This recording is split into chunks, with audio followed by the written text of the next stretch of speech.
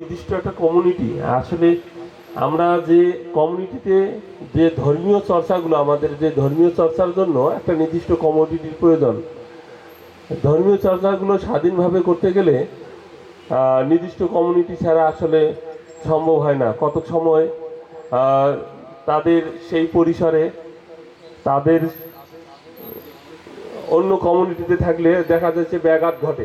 তাহলে এইখানে আমার এসে এই জায়গাটা খুবই ভালো লাগে। আজকেই আমার প্রথম ঢোকা।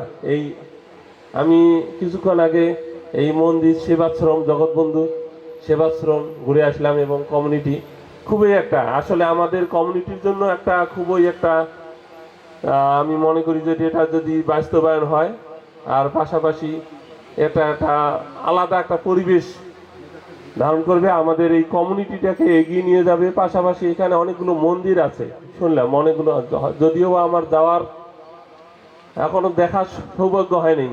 তাহলে এই জায়গাটা এসে আমি খুবই আনন্দিত যে আসলে এই প্রেক্ষাপটে আমাদের হিন্দুদের জন্য সনাতনীদের জন্য একটা নির্দিষ্ট কমিউনিটি একটা তাদের জন্য তৈরি হচ্ছে।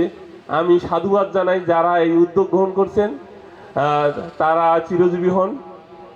সবার চরণে প্রণাম জানিয়ে আমি শেষ করছি। হরে কৃষ্ণ।